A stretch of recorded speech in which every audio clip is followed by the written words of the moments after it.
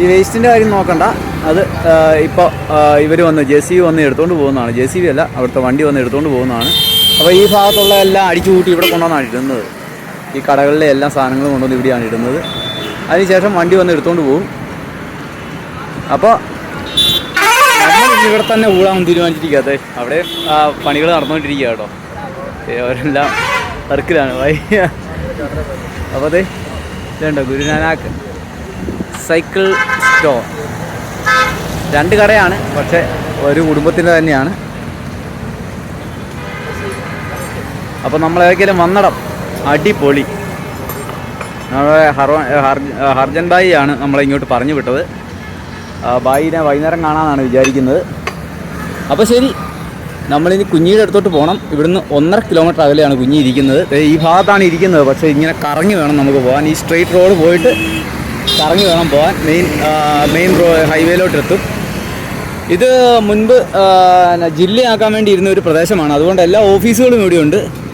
അതുപോലെ തന്നെ വലിയൊരു സിറ്റിയാണ്. ചെറിയ സിറ്റി അല്ല, വലിയൊരു സിറ്റി തന്നെയാണ്. ഈ ഒരു ഗ്യാപ്പിൽ, അതായത് ജയ്സൽമീറിന് ബെക്കാനേർ കഴിഞ്ഞിട്ട് ഒരു ഗ്യാപ്പിലുള്ള ഗംഗാനഗറിലേക്കുള്ള യാത്രയിലുള്ള ഒരു വലിയ സിറ്റിയാണിത്. അപ്പോൾ ശരി, അപ്പോഴത്തേക്ക് ഞാൻ രാവിലെ പറഞ്ഞ കേസ് കിട്ടും കേട്ടോ.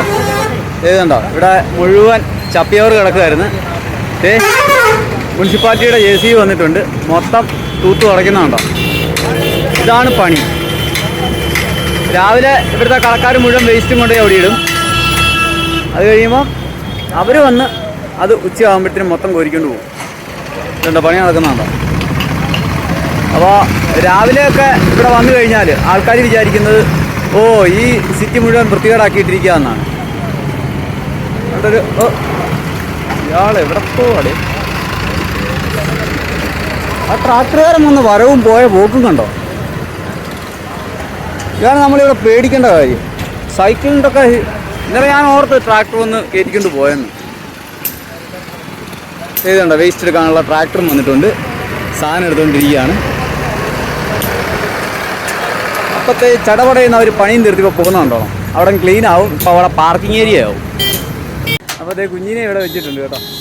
കുഞ്ഞി സൈക്കിൾ ഇവിടെ വെച്ചിട്ട് ഞാൻ പതിയെ ബസാറിലോട്ട് പോവുകയാണ്. ഈ 3 കളറാണ് ഇനി നമ്മുടെ യാത്രയിൽ, പഞ്ചാബിലൂടെയുള്ള യാത്രയ്ക്ക് നമ്മൾ 3 കളർഫുള്ളായിട്ടുള്ള, പഞ്ചാബ് കളർഫുള്ളാണല്ലോ, അപ്പം നമ്മളും കളർഫുള്ളാകണ്ടേ.